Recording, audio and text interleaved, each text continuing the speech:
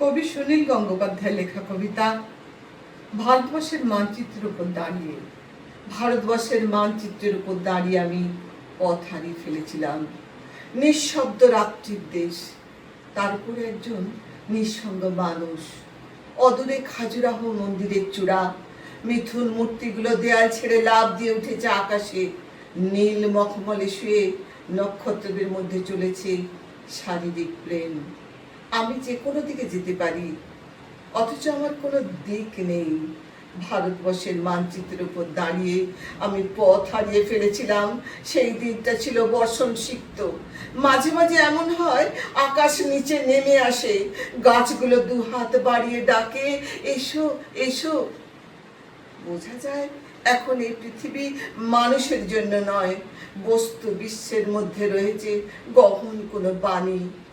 রোমাঞ্চিত হয়ে উঠেছে পায়ের তলার মাটি। এইরকম সময়ে দিক ঠিক করা সহজ নয়। আমি পা বাড়িয়ে থাকি, কিন্তু কোন দিকে যাব জানি না। ভারতবর্ষের মানচিত্রের উপর দাঁড়িয়ে আমি পথ হারিয়ে ফেলেছিলাম। দিঘির জলে ভাসছে গোলাপি শাড়ি পরা বধূটির সব। তার পায়ের আলতা ধুয়ে যায়নি, তার হাত ভর্তি সবুজ কাচের চুড়ি, তার ওষ্ঠ অধর তীব্র বিষের দাহের নীল। যারা সহজে চিৎকার করে তারাও চারিদিকে দাঁড়িয়ে স্তব্ধ। যারা অপরের হাতে নিহত হবার জন্য প্রস্তুত, তারাও আজ একটু একটু খুনি। এই দিঘির কাছে সে প্রত্যেক দিন তার মনের কথা বলতে আসতো। তার তীব্র দুঃখ ছিল না, তার তীব্র সুখ ছিল না। সে শুধু চেয়েছিল মাঝারি ধরনের বেঁচে থাকতে। একটা কোনো জায়গা থেকে তো তার মৃত্যুর জন্য উত্তর খুঁজতে আনতে হবে। কোন দিকে কোন দিকে? ভারতবর্ষের মানচিত্রের উপর দাঁড়িয়ে আমি পথ হারিয়ে ফেলেছিলাম। ঝাঁসি, হায়দ্রাবাদ, নাগপুর, কানপুর, এলাহাবাদ, বিভিন্ন মুখী বাস গোল হয়ে ঘিরে ফোঁস ফোঁস করছে। যে কোনো একটা লাফ দিয়ে উঠে পড়লেই হয়। কিন্তু কেন আমি নাগপুর না গিয়ে এলাহাবাদ যাব না, অথবা হায়দ্রাবাদ না গিয়ে ঝাঁসি না যাবার কোনো যুক্তি আছে? ঠিক এক জায়গাতেই যাওয়ার গাড়ি ভাড়া আমাকে একেবারের বেশি দুবার সুযোগ দেওয়া হবে না? আমাকে পাঠানো হয়েছে মাত্র একটি জীবন কাটাবার জন্য। একটি জেলখানা থেকে বেরিয়ে শুধু একদিকে যাবার মুক্তি। চোখ বুজে ঝুলির মধ্যে হাত ঢুকিয়ে শুধু একটি কাগজের টুকরো। আমি চোখ বুঝলাম। এইরকম সময় মানুষ চোখ বুজে চুপ করে দাঁড়িয়ে থাকে এবং বৃক্ষের মতো স্থান হয়ে। ভারতবর্ষের মানচিত্রের উপর দাঁড়িয়ে আমি পথ হারিয়ে ফেলেছিলাম। চতুর্দিকে সবকিছুই অচেনা। দুদিক দিয়ে মানুষ আসে যায়, কেউ থামে না, কেউ চোখের দিকে চোখ ফেলে না, কেউ আমার কথা বোঝে না, আমি কারো কথা বুঝি না। কারো হাতে উজ্জ্বল নীল রঙের বল, কারো হাতে পাংশু রঙের থালা।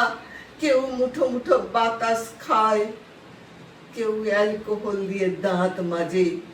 জীবন্ত যুবতীর বুকে শকুন এসে যখন ঠোকরায় তারা হাসে। শিশু এসে মায়ের আদর কাটতে চাইলে মা কাঁদে। পোশাকের দোকানে মানুষ ঝুলছে, অপর মানুষের কোনো পোশাক নেই। মাংসের দোকানে মানুষ ঝুলছে, অপর মানুষের কোনো মাংস নেই।